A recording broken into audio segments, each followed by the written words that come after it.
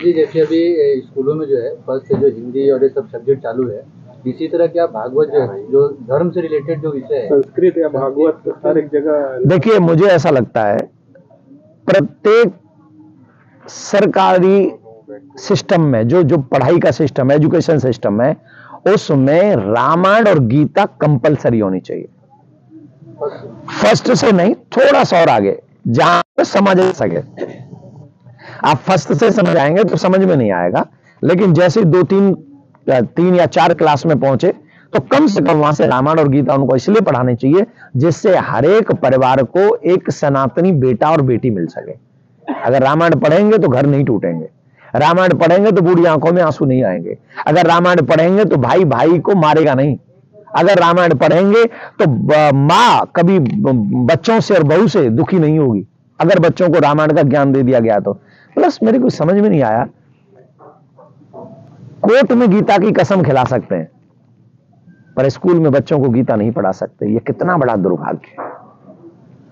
कभी कभी तो लगता है षड्यंत्र ही है हमारे बच्चों को संस्कृति और धर्म से दूर रखने का। आज भी हमारे देश में लोग कह देते हैं कि स्कूल में आप तिलक लगा के नहीं आ सकते, स्कूल में आप कलावा बांध के नहीं आ सकते। और ये कौन कहते होंगे आप समझ रहे हो? क्यों कह रहे हैं? क्या उन्हें ये राइट है? अगर राइट नहीं है तो वो वर्क कैसे कर रहे हैं? कहीं स्कूल भी तो धर्म परिवर्तन कराने का अड्डा नहीं बन गए।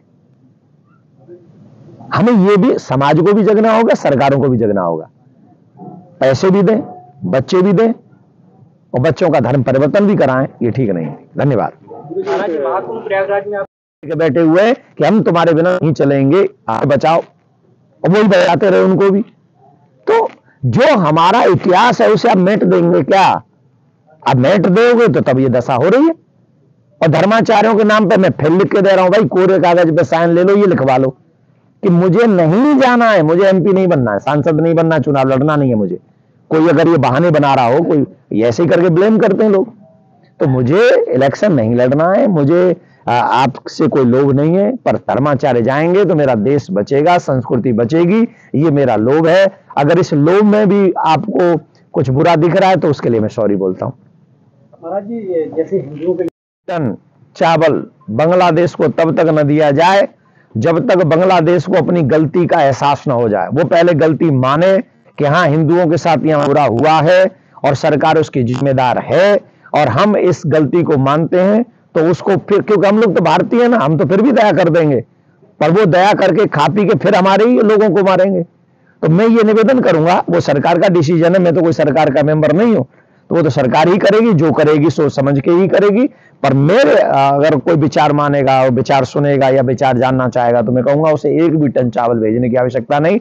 पहले सरकार वहां की ये डिसाइड करे कि हिंदुओं की सुरक्षा है कि नहीं, और अगर सुरक्षित नहीं कर सकती तो बांग्लादेश के वर्तमान सरकार को चाहिए कि हिंदुओं के लिए बांग्लादेश में एक अलग देश बना कर दे और उन हिंदुओं की बहन बेटियों की सुरक्षा हो, इस बात की गारंटी भरे। तो फिर मोदी जी तो, और हमारे भारत के सभी सनातनी दयालु हैं, क्या टन मांग रहे हैं?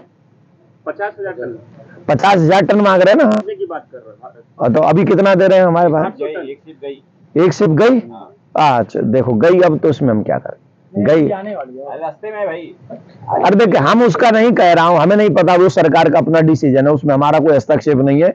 लेकिन वो 50,000 टन मांग रहे हैं, हम भारत सरकार से कहेंगे उन्हें 1,00,000 टन भेजो, लेकिन उससे पहले हिंदुओं की सुरक्षा और हिंदुओं के लिए वहां देश की डिमांड करो कि हिंदू राष्ट्र वहां सबसे पहला राष्ट्र बने, जिससे हमारे हिंदू सब सुरक्षित हो।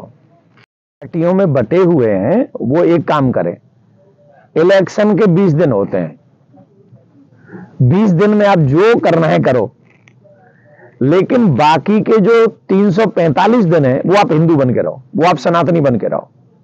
उसके मिले इलेक्शन के समय आपको वोट चाहिए, कुर्सी चाहिए, सब ले लो जो जिसको मिले, लेकिन उसके बाद जो 345 दिन है वो आप ईमानदारी से सनातनी बनो और सनातन के प्रोग्रेस के लिए काम करो, और जो कुर्सियों पे बैठ जाएं उनको हिंदुओं के हित का काम करना चाहिए।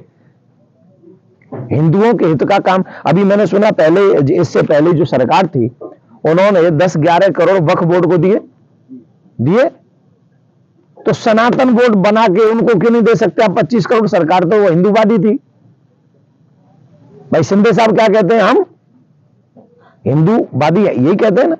तो आप जब, पहली बात तो आपको वक्फ बोर्ड को देना ही नहीं चाहिए, ये इनकम टैक्स का पैसा है, टैक्स का पैसा है, आप क्यों दोगे? और अगर आप दे भी रहे हो तो इट्स ओके, हैं?